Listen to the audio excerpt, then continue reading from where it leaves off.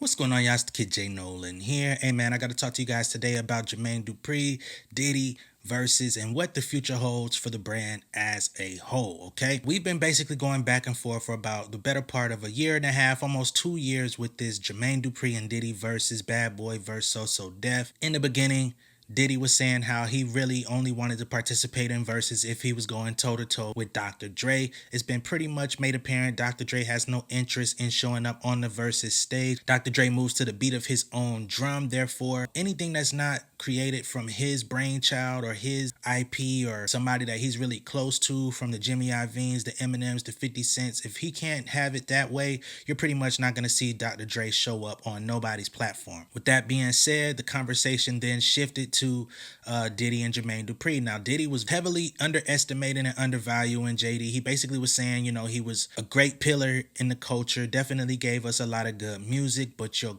bag is just not deep enough, right? But then Jermaine Dupri decided to start firing back because he felt like he was being a little broad in the situation, and he started naming all of his accolades, being in the Songwriters Hall of Fame, what he's done for Usher, Mariah Carey, Bow Wow, Jagged Edge, all of these other artists, Da Brat. So it seems like Diddy is starting to warm up to the idea. However, we really have not heard Diddy come back and respond or anything. Jermaine Dupri has gone on a few different podcasts confirming that they're going to have a Verzuz that is going to be in Atlanta at the Mercedes-Benz Stadium. He says there will be a So Def versus Bad Boy Verzuz. However, as vocal as Diddy has been in other areas, Halloween, showing up as the Joker, his relationship with Young Miami, aka Carisha, that's been documented. His new baby, everything has been documented. He's talked about some of everything, talked about R&B not being what it used to be, all of these different things that he's come out and put his stamp on and made known that he cared about these things. The Verzuz with JD is something that he has not yet addressed. Now, I don't know if that's out of trying to get everything ironed out behind the scenes, whether it's financial, whether it's restructuring the Verzuz format, if he just doesn't want to speak on it prematurely. I don't know,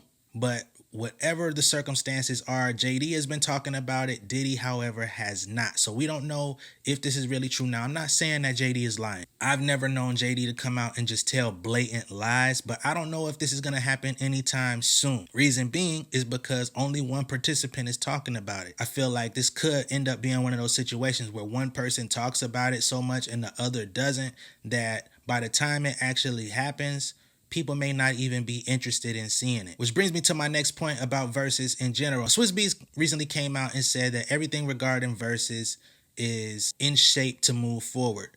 They had their issue with Triller, the money situation. They were not being paid. They weren't being paid on time.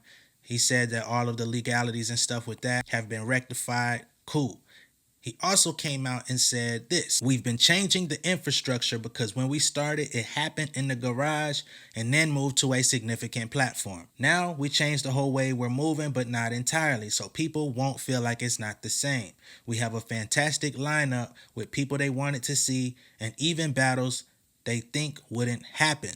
Announcements will be coming soon. It's been about 7-8 months since the last Verzuz took place. The last notable one that I remember was the Omarion and Mario, with all of the undercard with Ray J and Pleasure P, Sammy, who have gone on to become a group, RSVP, the whole debacle that went on with that, Omarion and his mic issues or whatever. Mario came out and stomped him with just straight vocal ability. We all remember that. I don't have to rehash that, but that took place in June of last year. We haven't had those moments since then. It's going to be really interesting to see how Verzuz comes back and rebounds, because, of course, in hip-hop, R&B, urban music, one of the biggest things is that when you're the hot thing going on, when you're at the top of the game, everybody is locked in. We riding with you. We can catapult you to number one in an instant. The problem is when our culture is no longer interested, or our interest begins to wane or evaporate on you, we're not so forgiving. You know what I'm saying? We start formulating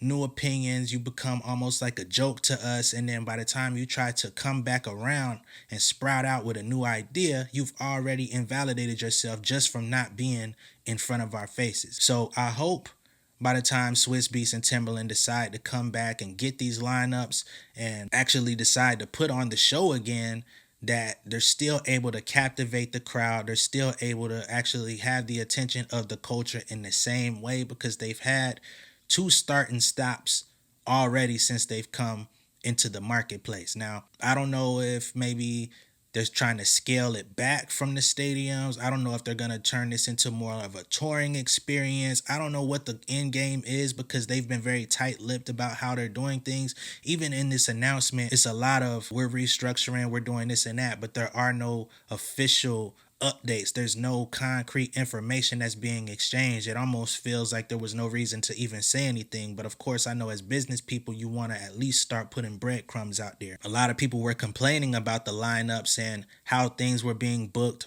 the location of where things were being booked. I know a lot of people were mad that UGK and 8Ball and MJG were performing in Atlanta when they should have been in either Texas or Tennessee, Memphis or Houston. One of those places definitely would have translated a lot better than performing in Atlanta. Atlanta is definitely the South, but Atlanta is more so city life compared to Memphis or Houston, or more specifically Port Arthur, Texas, where UGK is from. You understand? They get down a little bit different. Their musical interest does coincide with Atlanta, but they do prefer a more gritty style, and just the heart of the people in those areas is way different than showing up to one of Atlanta's venues. So I understand that, and a lot of things just didn't seem to be going as they should with Verzuz. It's like they were doing what they could with the constraints that they had, but the public was definitely noticing something wasn't all the way right. So hopefully, again, they can get all of this mended.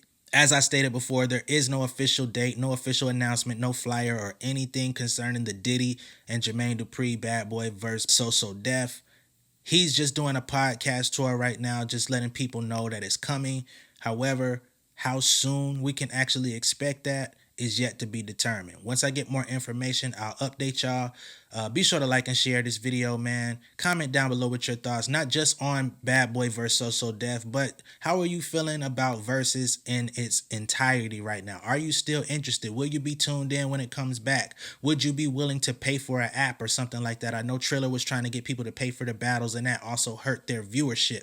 So let me know where you stand on this whole entire brand, okay? Much love and respect, y'all. I'll see y'all on the next one. If this is your first time seeing me on YouTube, hit that subscribe button, hit the post notification bell for all updates, and I'll see y'all on the next one, all right? Much love and respect, y'all. Peace. Got my legal hustle, welcome to the trap.